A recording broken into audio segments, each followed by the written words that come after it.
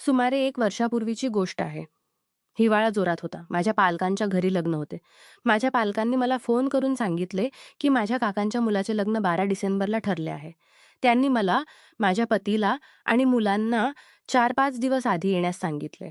बोलताना त्यांनी मला माझ्या काकू आणि काकांशी जोडले. माझ्या काकांनी आणि काकूंनी सांगितले, "शालू, गेल्या वेळी तू आलीस तेव्हा तू तुझ्या भावाच्या लग्नाला 5 दिवस आधी येण्याचे वचन दिले होते. आता लग्न जवळ आले आहे. तुझे वचन विसरू नकोस आणि पूर्ण कुटुंबासह 4-5 दिवस आधी ये आणि लग्नाची जबाबदारी घे." मीही माझ्या भावाच्या लग्नाला जाण्यास उत्सुक होतो. म्हणून मी काकू आणि काकांना सांगितले, "ठीक आहे, आम्ही सर्वजण 5 दिवस आधी येऊ." त्या संध्याकाळी जेव्हा माझा पती ऑफिसमधून परतला, तेव्हा मी त्याला सांगितले, "कुणालचे लग्न 12 डिसेंबरला आहे, म्हणून उद्या तू रजा अर्ज कर. आम्हाला 5 दिवस आधी निघायचे आहे." माझ्या पतीने सांगितले, "9 आणि 10 डिसेंबरला आमच्या शहरात आमच्या बँकेच्या 2 नवीन शाखांचे उद्घाटन होणार आहे आणि माझ्या बॉसने मला पूर्ण जबाबदारी दिली आहे. म्हणून मी लग्नाला फक्त 11 डिसेंबरला येऊ शकेन. मुलांची परीक्षा सुरू होणार आहे. ती 25 डिसेंबरपूर्वी संपणार नाही." मग त्याने मला गाडी घेऊन जाण्यास तो नंतर येईल. मीही विचार केला की माझा पती नंतर येईल. माझ्या भावाच्या लग्नाच्या आधीच नियोजित का रद्द करावा. मग मी सासूबाईंना फोन केला आणि सांगितले, "आई, कृपया आमच्या घरी या. मला कुणालच्या लग्नाला जायचे आहे आणि मुलांची परीक्षा सुरू होणार आहे. म्हणून मुलांची काळजी घेण्यासाठी तुम्हाला इथे यावे लागेल." सासूबाई म्हणाल्या, "मुली आरामात जा. तुझे सासरे आणि मी उद्या संध्याकाळी तुमच्या घरी येऊ." दुसऱ्या दिवशी जेव्हा सासूबाई आणि सासरे आले, तेव्हा मी सासूबाईंना सांगितले, ती कुणालच्या सूनबाईसाठी आणि कुणालसाठी काही कपडे व इतर सामान विकत घ्यायचे आहे, म्हणून कृपया माझ्यासोबत बाजारात या." मी आणि माझी आई तयार होऊन त्या संध्याकाळी बाजारात गेलो. तिथून मी कुटुंबातील कुणालच्या पत्नीसाठी ड्रेस आणि कुणालसाठी काही कपडे विकत घेतले आणि संध्याकाळपर्यंत घरी परतलो. 4 दिवसांनंतर मला माझ्या पालकांच्या घरी जायचे होते. निघण्याच्या आधीच्या रात्री माझ्या पती आणि मी जोरदार प्रेम केले. मी माझ्या पतीला सांगितले, "4 दिवस तुझी गरज भासते आणि लग्नाला तू आलास तरी रात्री भेटता येणार नाही. म्हणून मला आनंदी कर." हे ऐकून माझा पतीही उत्साही झाला आणि आम्ही दोघेही रात्रभर काम केले. आमचे प्रेम रात्रीपर्यंत चालले. मी थकून झोपायला लागले. त्या सगळ्या मजेतून मी सकाळी उशिरा उठले आणि सासूबाई म्हणाल्या, "आज तुला जायचे आहे आणि तू एवढा उशिरा उठलीस." मी सांगितले, "आई, काल रात्री मला थोडी ताप आली होती, म्हणून गोळी घेऊन झोपले. म्हणून आज उशिरा उठले. आता सासूबाईंना कोण समजावून सांगणार की रात्रभर का जागे राहावे लागले आणि तुमच्या मुलाने मला कसे प्रेमाने न्हाऊ घातले. मी आधीच दिवसभरात सर्व सामान पॅक केले होते.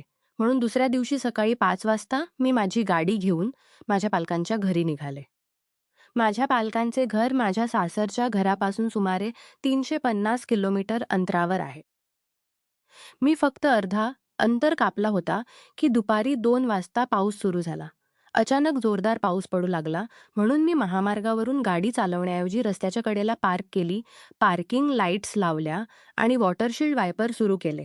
पाऊस थांबेपर्यंत मी सुमारे अर्धा तास वाट पाहिली. जेव्हा पाऊस कमी झाला, तेव्हा मी पुन्हा निघायची योजना केली. मी गाडी स्टार्ट करताच ती सुरू होत नव्हती. मी सेल्फ स्टार्टर वारंवार दाबला, पण गाडी सुरू होत नव्हती आणि पाऊस अजूनही जोरात पडत होता. मला काय करावे हे समजत नव्हते. मी रस्त्याभोवती पाहिले, पण जवळपास कोणतेही रेस्टॉरंट किंवा हॉटेल दिसत नव्हते. जवळपास 7-8 वाजले होते आणि ढग व पावसामुळे अंधार होत चालला होता. माझे हृदय बुडाले. मी विचार केला, पाऊस थांबला तर गाडीतून बाहेर पडून मदत मागेन. पण पाऊस चालूच होता आणि थांबताना दिसत नव्हता. मी बाहेर पडून आजूबाजूला पाहायला गेले. अचानक माझ्या नजरेसमोर रस्त्याच्या कडेला थोड्या अंतरावर एक साईनबोर्ड दिसला. पावसामुळे त्यावर काहीही दिसत नव्हते. मग मी गाडीच्या आत कापडाने साफ केले आणि बाहेरचे वायपर चालू केले आणि मोठ्या अक्षरात लिहिलेला नंबर दिसला. पावसामुळे इतर काही लिहिले आहे का हे समजत नव्हते, पण मी विचार केला की कदाचित रेस्टॉरंट, गॅरेज किंवा हॉटेलचा नंबर असेल. मला आशेचा किरण दिसला. मी लगेच माझा सेलफोन काढला आणि बोर्डवरील नंबर डायल केला आणि तो वाजला. कॉल उचलला गेला. हॅलो, मी सांगितले आणि "भोई सर, कोण बोलत आहे?" "पवन मोटर्सचे पवन. तुम्ही कोणाशी बोलत आहात?" "मी शालिनी." माझी गाडी अजमेरच्या बाहेर खराब झाली आहे आणि समोर एका बोर्डवर नंबर आहे. जर तुम्ही जवळ कुठे असाल तर कृपया या. "होय मॅडम, मी आता येतो. कृपया तुमचे लोकेशन पाठवा." असे म्हणून त्याने फोन ठेवला. मी लगेच त्याला लोकेशन पाठवले.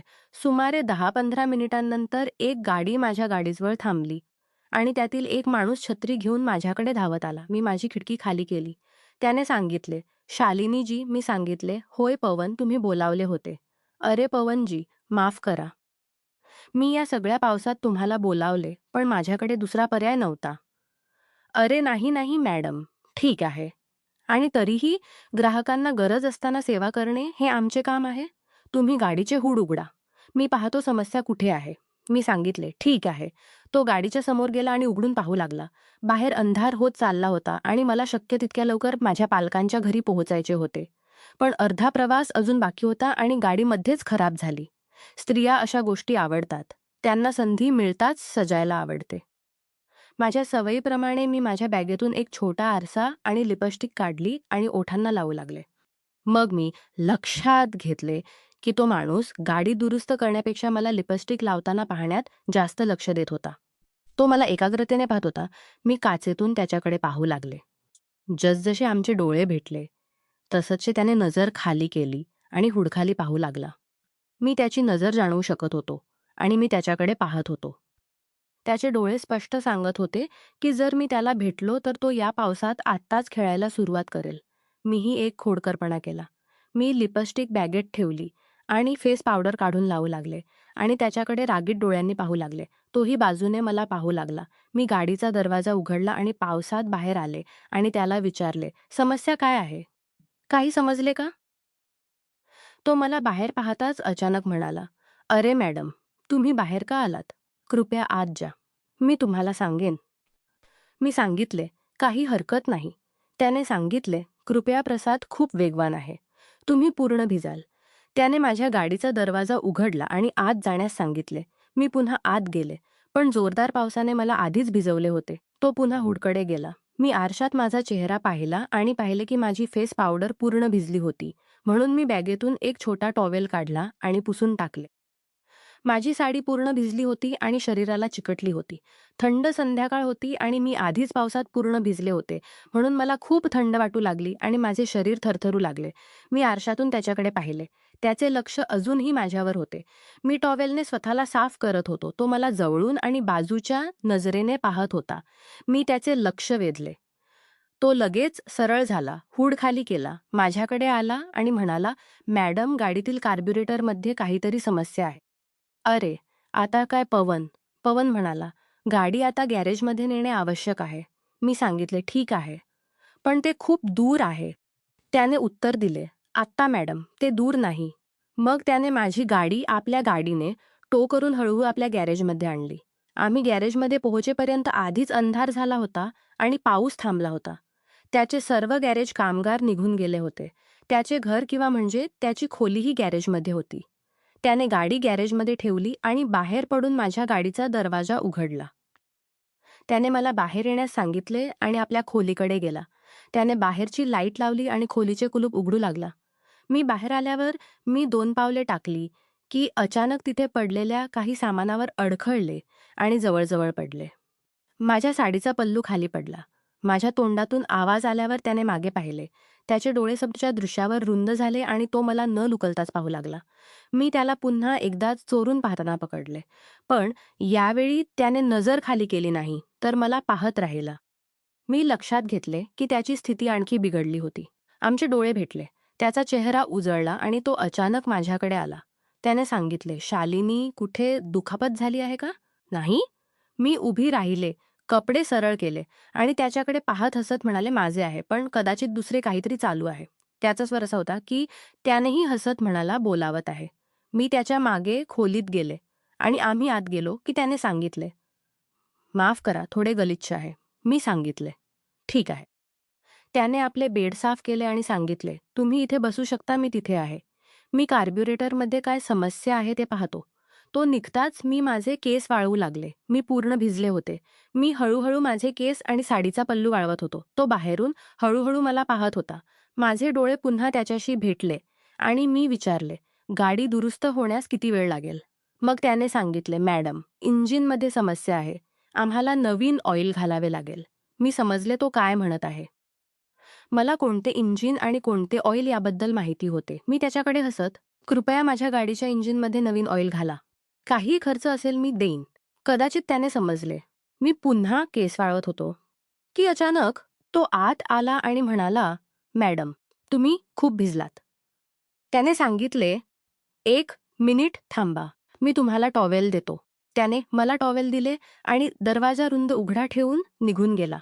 कदाचित त्याला काहीतरी पाहायचे होते. मी टॉवेलने माझे शरीर पुसू लागले आणि त्याच्या समोरच माझे शरीर वाळवू लागले. मग मी त्याच्याकडे पाहिले आणि पाय पुसू लागले. आमचे डोळे वारंवार भेटले. तो मला हसत, नजर टाळण्यासाठी स्वतःला व्यवस्थित करत होता. पण मी हे पाहिले आणि त्याच्याकडे खुनशी हसू लागले. अचानक मी मोठ्याने शिंकले आणि त्याने विचारले, शालिनी, तुम्हाला बरे आहे का? मी सांगितले, होय. त्याने सांगितले, पावसात भिजल्यामुळे तुम्हाला सर्दी झाली असावी. जर तुम्हाला हवे असेल तर मी तुम्हाला तुमच्या ठिकाणी सोडून येऊ शकतो. मी सकाळी तुमची गाडी घेऊन येईन. मी मोठ्याने हसत म्हणाले, घर? होय, घर. जर तुम्हाला हवे असेल तर मला माहिती आहे की माझे ठिकाण इथून 150 किलोमीटर दूर आहे. तुम्ही याल? तो आश्चर्यचकित झाला आणि म्हणाला, 150 किलोमीटर? मी सांगितले, हं. तो गप्प बसला आणि पुन्हा गाडीच्या कामात गेला. थोड्या वेळाने त्याने पुन्हा बोलणे सुरू केले, पण तुमचे कपडे पूर्ण भिजले आहेत. मी सांगितले, होय आहेत. जर तुम्ही हे कपडे जास्त वेळ घातले तर सर्दी होईल. मी सांगितले, माझी बॅग गाडीत आहे. तुम्ही ती मला देऊ शकाल का? त्याने ती गाडीतून काढली आणि मला देण्यासाठी आला. मी लक्षात घेतले की तो अजूनही वाईट स्थितीत होता. मी त्याकडे पाहत होतो. त्यानेही ते लक्षात घेतले आणि सांगितले, तुम्ही कपडे बदलावेत. मी माझ्या बॅगेतून एक टी शर्ट काढला जो खूप लांब होता. तो माझ्या गुडघ्यापर्यंत पोहोचत होता. मी सहसा घरी असे टी शर्ट घालत असे. जेव्हा आमचे डोळे भेटले तेव्हा त्याला समजले की मी कपडे बदलणार आहे. त्याने सांगितले, मी बाहेर जातो, तुम्ही बदलू शकता. तो निघताना गेट अर्धवट बंद केला. अचानक मी त्याला लक्षात घेतले. तो फक्त बाहेरून मला पाहत होता. मी डोळा भेटवला आणि हसले आणि थोडा वेळ तिथे उभी राहिले. मग मी हळूहळू त्याच्या समोरच्या दाराकडे गेले, हसत आणि जोरात बंद केले. थोड्या वेळाने मी टी शर्ट घातला आणि दरवाजा उघडला. माझ्या पायात काहीही नव्हते. मी त्याला विचारले, तुमच्याकडे घालण्यासाठी काही ट्राउझर्स आहेत का? त्याने सांगितले, होय. शालिनी, मी तुम्हाला देतो. त्याने आपल्या ट्राउझर्सपैकी एक दिला.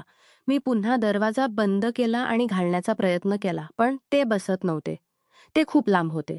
म्हणून मी दरवाजा उघडला आणि सांगितले, तुमचे खूप लांब नाहीत का? त्याने सांगितले, काय? मी सांगितले, ट्राउझर्स. दुसरे काय? हे ट्राउझर्स खूप लांब आहेत. मग त्याने दुसरा पाना घेतला आणि विचारले, बाय द वे, तुमचा साईज काय आहे? तो घाबरला. म्हणजे मी विचारत आहे की कपड्यांचा साईज काय? LXL किंवा XXL? त्याने सांगितले, शालिनी, मला ते माहिती नाही, पण आम्ही मुले मॉलमध्ये जातो. आम्ही तिथे ट्राय करतो आणि मग जे बसते ते घेऊन येतो. तुम्ही मुले बरोबर आहात. तुम्ही काहीही घालू शकता. आम्ही स्त्रिया आणि मुलींना नेहमी फिटिंगच्या समस्या असतात. ब्लाउज किंवा सूटच्या 1 इंच जास्त किंवा कमी समस्या होऊ शकते. टी शर्ट ठीक आहे. हेही खूप लांब आहे. मी ही साडी कुठे वाळवू? त्याने सांगितले, दुसऱ्या खोलीत वाळवा आणि पंखा चालू करा. बाहेर खूप ओलावा आहे. हिवाळ्यात ते वाळणार नाही. मी दुसऱ्या खोलीत पंखा चालू केला, साडी वाळवायला ठेवली आणि मग टी शर्ट घालून बाहेर आले आणि त्याला सांगितले, आज मी कपडे बदलले हे चांगले झाले. जर बदलले नसते तर बदलला निघाले असते. पवन म्हणाला, नाही नाही मॅडम, मी तुम्हाला असे मरू देणार नाही. आमच्या ग्राहकांची काळजी घेणे हे आमचे काम आहे. मी त्याला सांगितले, पवन, मला खूप थंड वाटत आहे. त्याने उत्तर दिले, मॅडम, माझ्याकडे तुमच्या सर्दीचा इलाज आहे. मी विचारले, काय हवे आहे? त्याने अचानक दुसऱ्या खोलीत गेला आणि थोड्या वेळाने केटल घेऊन परत आला आणि सांगितले, शालिनी, कृपया तुमची सरनी केटल घेतली. त्याने केटलही धरली होती आणि आमचे हात स्पर्श झाले. त्याचा हात माझ्या हाताला स्पर्श करताच माझ्या शरीरातून एक संवेदना पसरली. त्याचे डोळे माझ्या डोळ्यात पाहत होते. त्याने माझ्या डोळ्यात पाहिले आणि सांगितले, शालिनी, तुमच्या सर्दीचा आणखी एक इलाज आहे. मी त्याचा अर्थ पूर्णपणे समजले. पण अनभिज्ञ असल्याचे नाटक करत मी त्याला सांगितले, आत्तासाठी ही छोटी चहा ठीक आहे. ही काम न केल्यास मी नंतर बाकी प्रयत्न करेन. मी त्याला विचारले, तुम्ही चहा पित नाही? त्याने सांगितले, कधी कधी, पण काम करताना कधीही नाही. चहा प्यायल्याने मला जळजळ होते. मी सांगितले, तुमची इच्छा. बरं, आत्ता मी व्यस्त नाही. जर तुम्हाला हरकत नसेल तर माझ्यासाठी एक ग्लास धुवून आणाल का? त्याने मान्य केले आणि एक आणला. फक्त एकच ग्लास का? तुम्हाला मी हा चहा पिणे बंद करायचे आहे का? मी असे म्हणताच त्याने सांगितले, अरे नाही मॅडम, हे तुमच्यासाठी आहे. तुम्ही घ्या, मी घेऊ शकत नाही. मी त्याच्या हातातून ग्लास घेतला, त्यात चहा ओतला आणि पिऊ लागले. तो पुन्हा बाहेर हुडकडे गेला आणि दुरुस्ती करू लागला. मी त्याला विचारले, तुमच्या घरात आणखी कोण कोण आहे? त्याने सांगितले, सगळे आता लग्नाला गेले आहेत. मी सांगितले, मूर्ख, तुमच्या घरात आणखी कोण राहते? मी विचारत आहे. अरे, म्हणजे आई, बाबा आणि एक धाकटा भाऊ. तुमचे लग्न झाले नाही का? मग? अरे मॅडम, तुम्ही इतक्या लवकर कुठे जात आहात? मला प्रथम पायांवर उभे राहू द्या. आता मीही एक जोरदार वार केला आणि सांगितले की अजून खूप पायांवर अडकले आहात. तो माझ्या शब्दांनी घाबरला आणि गाडीला चिकटून उभा राहिला, जणू माझ्यापासून लपत आहे. आता मीही त्याला चिडवू लागले आणि संभाषणाचा विषय बदलला. तुम्हाला नक्कीच गर्लफ्रेंड असेल. पवन: नाही मॅडम. कामातून वेळ कुठून मिळतो? मी सांगितले की म्हणजे ड्रायव्हिंगच्या नावाखाली मी फक्त गाड्या चालवल्या आहेत. चांगले चालू ठेवा. आता कदाचित त्याने माझे शब्द पूर्णपणे समजले आणि मला जवळ बोलावण्यासाठी त्याने सांगितले, अरे मॅडम, इकडे या, तुम्हाला ते धरायचे आहे का? मी त्याच्याकडे पाहिले आणि लगेच सांगितले, एक पाना. मी विचारले, कोणते पाना धरायचे आहे? एक पाना. त्याने धैर्य गोळा केले. आणि सांगितले, एक पाना. त्याच्याकडे पाहत मी सांगितले की काय आहे की नट्स आणि बोल्ट्स उघडत नाहीत. बरोबर. मी ग्लास खाली ठेवला आणि गाडीजवळ आले आणि त्याच्याजवळ येत म्हणाले, जेव्हा एकही नट उघडत नाही. तो मला पाहत हसला. स्पॅनर देताना त्याने सांगितले, मॅडम, थोडे घट्ट धरा. धरायला खूप घट्ट आहे. मी स्पॅनर घेतला आणि हसत त्याच्याकडे पाहत सांगितले, काळजी करू नका. माझी पकड खूप मजबूत आहे. एकदा धरले की सोडत नाही. मग मी स्पॅनर नटवर ठेवला आणि त्याने दुसऱ्या स्पॅनर ते सैल करायला सुरुवात केली. मी त्याला गाडी दुरुस्त करण्यात मदत केली आणि आमचे हात एकमेकांत गुंफू लागले. आता आम्ही कमी काम करत होतो आणि जास्त एकमेकांच्या बोटांना आणि हातांना स्पर्श करत होतो. आमच्यातील अंतर कमी झाले होते. पवनने माझ्या कंबरेभोवती हात घालून तो माझ्या हातावर ठेवला आणि सांगितले, मॅडम, तुम्ही एकदा धरले की सोडणार नाही असे सांगितले, पण तुम्ही खूप सैल धरत आहात. आज थोडे घट्ट धरा, नाहीतर गाडी कशी वेगाने जाईल. मी माझा हात त्याच्याशी गुंफला. मी जसे तुम्हाला हवे तसे धरते, पण माझी गाडी वेगाने जायला हवी. मॅडम, तुम्हाला तुमच्या गाडीच्या वेगाने चालवायला आवडते. मी थोडे समायोजित केले आणि सांगितले, तुम्ही गाडी जितकी हवे तितकी रेस करू शकता. आमचे डोळे भेटले आणि आमचे ओठ चुंबन घेतले. आम्हाला भेटण्याची उत्सुकता होती. त्याने माझ्या कंबरेभोवती हात घातला आणि मला आपल्याकडे ओढले. मी पाना सोडले आणि माझे दोन्ही हात त्याच्या पाठीवर होते. त्याने दुसऱ्या हाताने पाना सोडले आणि मला मिठी मारली. त्याचा एक हात माझे केस सवत होता आणि दुसरा त्याच्या खांद्यावर फिरत होता. मीही माझा एक हात त्याच्या मानेवरच्या केसात फिरवत होतो. मला वाटले की मी लवकर गाडीकडे परत जायला हवे. पण आता मला घाई नव्हती, कारण मला माहीत होते की मी ही रात्र या गॅरेजमध्ये घालवणार. हा खेळ या थंड आणि पावसाळी रात्री उघड्यावर चालू होता. थंड रात्रीची हवा खूप छान वाटत होती. मी त्याला खूप खोडकरपणे चिडवले. मी विचारले, तुम्ही ड्युटीतून मुक्त आहात का? मी तुम्हाला चहाचा ग्लास ओतू का? त्याने उत्तर दिले, होय शालिनीजी. आज रात्र थंड आहे आणि मला थोडा गरम चहा ग्लास होता. त्याच्या पकडीतून सुटून मी खोलीत गेले आणि त्याला आत येण्याचे इशारे केले. मी ग्लास घेतला आणि चहा ओतला, पण त्याने सांगितले, असे नाही शालिनीजी. मी विचारले, कसे? त्याने माझ्या हातातून ग्लास घेतला आणि सांगितले, प्रथम एक घोट घ्या. मी घोट घेण्यासाठी पुढे सरसावले, पण त्याने ग्लास माझ्या ओठांवर ठेवला आणि मला पाजायला सुरुवात केली. मी अचानक मला आपल्या हातात घेऊन चुंबन घ्यायला सुरुवात केली. त्याने हे 4 वेळा केले. मग त्याने सांगितले, चहा पिण्याचा खरा आनंद आज आहे. मग मला पाहत त्याने सांगितले, शालिनीजी, खूप वारा वाहत आहे. मी दारे आणि खिडक्या बंद करतो. तो अचानक बाहेर गेला. लवकर गाडीचे दरवाजे बंद केले. हूड खाली केला, गाडी लॉक केली आणि मग परत आला आणि दारे व खिडक्या बंद करायला सुरुवात केली. तो माझ्याजवळ आल्याबरोबर मी अचानक त्याला पकडले. पुढच्या क्षणी मी त्याला मिठी मारली आणि चुंबन घेतले. सुरुवातीला त्याला काय होत आहे हे समजले नाही, पण नंतर त्याने सहकार्य करायला सुरुवात केली. थोड्या वेळाने आम्ही वेगळे झालो. जेव्हा आमचे डोळे भेटले तेव्हा मी लाजत डोळे बंद केले आणि माझा चेहरा त्याच्या खांद्यावर लपवला. अरे शालिनीजी, तुम्ही लाजता का? कृपया मला शालिनी जी म्हणू नका. फक्त शालू म्हणा. फक्त शालू म्हणून हाका मारा. सगळे मला शालू म्हणून प्रेमाने हाक मारतात. त्याने मान हलवली आणि मग हळूहळू आपले तोंड माझ्या कानाजवळ नेले आणि कानात कुजबुजले. शालू, तू खूप छान शालू आहेस. खरे सांगू तर रस्त्यावर गाडीत तुला पहिल्यांदा पाहताच मला तुझी आवड झाली. मी लाजत माझा चेहरा हातांनी लपवला. पवनने माझा हात माझ्या तोंडावरून काढला आणि सांगितले, शालू प्रिये, याबद्दल लाज कशाला? मी दुसरे काय करू? ही दमदार गाडी एक क्रूर गोष्ट आहे. माझ्या पतीने काल रात्री त्यावर खूप काम केले आणि तरीही तो अजून ऐकत नाही आणि तो नेहमी कोणाकडून तरी काम शोधत असतो. शालू, आज मी तुमची गाडी दररोज माझ्या गॅरेजमध्ये इंजिन फ्लश करायला आणाल. शालू, हे स्वप्न तर नाही ना? मला चिमटी मारा. मला कधीही वाटले नव्हते की इतकी सुंदर मुलगी माझ्या गॅरेजमध्ये येईल. आज मी या गाडीच्या इंजिनला तेल लावेन आणि ती नवीन बनवेन. आज नंतर हे इंजिन खूप जास्त मायलेज देईल. पवन, हे खरे आहे. थांबा, तुम्हाला लवकरच विश्वास होईल. मी असे म्हणून त्याला चिमटी मारली. पवन मला पाहत म्हणाला, तर चला कामाला लागूया. मी मान हलवताच त्याने आपला खेळ सुरू केला. मला भीती वाटत होती की कोणीतरी गॅरेजमध्ये येऊन आम्हाला पाहील. पवन आणखी उत्साहाने काम करत होता. मी स्वतः पवनला वेगाने काम करून विश्रांती घ्यायला सांगू इच्छित होतो. आनंदात मी काय बोलत होतो ते मला माहिती नाही. पवन शांतपणे काम करत होता. डिसेंबरच्या थंडीतही त्याच्या कपाळावर घाम दिसत होता. तो बराच वेळ काम करत होता. पवन आणि मला आमच्या आवाजांचा आवाज संपूर्ण खोलीत प्रतिध्वनित होत असल्याचे ऐकू येत होते. मी माझ्या कामातून मुक्त झाले. लवकरच पवनही आपले काम पूर्ण करून बेडवर कोसळला. हे काम रात्र उशिरापर्यंत चालू होते. मी सकाळी लवकर उठले. पवन अजूनही आपल्या ब्लँकेटमध्ये गुंडाळून झोपला होता. सकाळी लवकर आम्ही पुन्हा काम केले. पूर्ण झाल्यावर मी त्याला गाडी दुरुस्त करण्यास सांगितले आणि त्याने सांगितले की ते ठीक आहे.